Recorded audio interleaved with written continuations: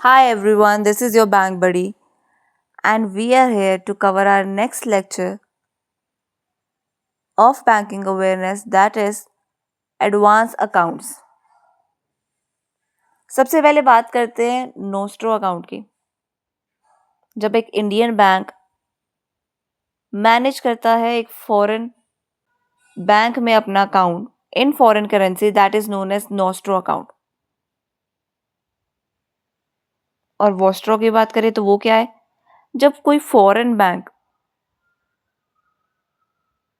opens a branch in India and that account is managed in Indian currency, that is known as Vostro account. Then comes Loro account. Loro account क्या है? अगर कोई bank है, मान लो कि Canara bank है, उसको लगता है कि उसकी यूके में ब्रांचेस इतनी नीड नहीं है कि वहाँ पर अपनी ब्रांच खोल सके, या फिर एक नॉस्ट्रो अकाउंट ओपन करने की उनको नीड नहीं लगती कि साल में एक तो अगर उनको ज़रूरत पड़ गई ट्रांजैक्शन की, इतनी ही उनको नीड है, तो वो क्या करेंगे? कोई ऐसे बैंक के पास जाएंगे जिसका ऑलरेडी नॉस्ट्रो अकाउंट चलता है विद यूके। एग्जाम्पल एसबीआई का चलता है नॉस्ट्रो अकाउंट विद यूके। तो वो क्या करेंगे?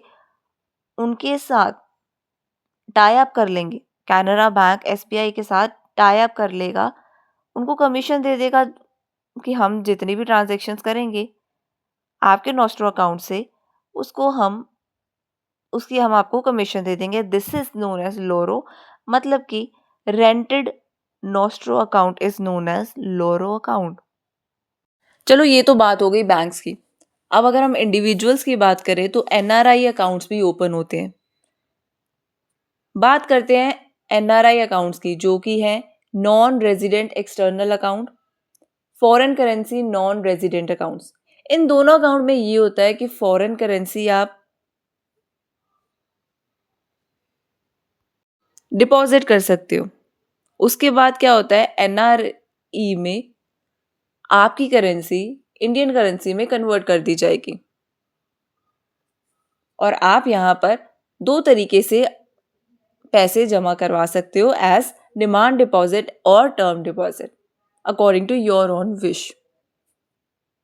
बट एफसीएनआर में क्या होता है, आप फॉरेन करेंसी में डिपॉजिट करते हो, यहाँ पर करेंसी कन्वर्जन नहीं होती और यहाँ पर एक टर्म डिपॉजिट होती है, minimum 1 year to 5 years maximum.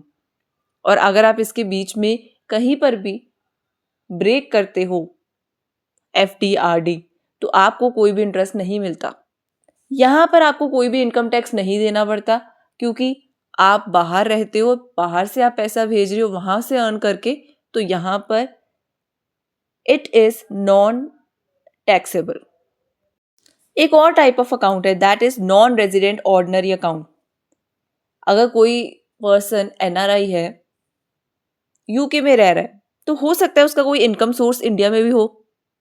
मान लो कि उसने अपना हाउस रेंट पर दिया होगा और वो इंडियन करेंसी में कमा रहा है, तो उसको वो पैसे कहीं पर डिपॉजिट करने हैं, तो उसके लिए बनाया गया है account non resident ordinary account, जहां पर इंडियन रुपी में पैसे डिपॉजिट होंगे। इट विल बी टैक्सेबल, क्योंकि आप इंडिया से कमा रहे हो, और यहां पर आप डिमांड डिपॉजिट और टर्म डिपॉजिट में डिपॉजिट कर सकते हो अपने अमाउंट।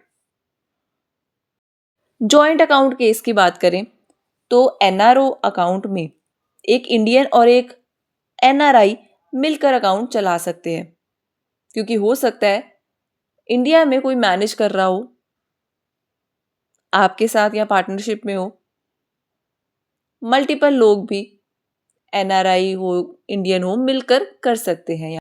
एक और टाइप ऑफ अकाउंट होता है RFC account, resident foreign currency account, जहां पर एनआरआई इंडिया आया और उसने डिसाइड कर लिया कि अब वो परमानेंटली इंडिया में रहेगा। यहां पर आप अकाउंट में डिपॉजिट कर सकते हो फॉरेन करेंसी, और अपनी विलिंग के अकॉर्डिंग जब मर्जी, जब आपकी विश हो, तब आप उसको इंडियन करेंसी में कन्वर्ट कर सकते हो। डिफरेंस समझ आया?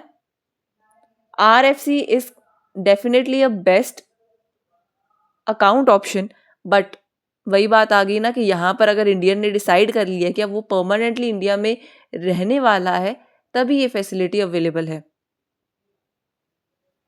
वरना NRE अकाउंट में आप ऑफ कोर्स फॉरेन करेंसी में डिपॉजिट कर सकते हो, पर वो कंप्लीटली इंडियन करेंसी में चेंज हो जाएगी। आपके विश के अकॉर्डिंग चेंज होने वाली फैसिलिटी सिर्फ RFC अकाउंट में अवेलेबल है। Then comes special non resident rupee account. ये एक NRI INR अकाउंट है फॉर नॉन रेजिडेंट्स, जहाँ पर they carry out specific business transactions. ये कोई पर्सनल सेविंग्स या पर्सनल यूज़ के लिए नहीं होता। So these were all advance accounts. Thank you for watching. Do subscribe the channel.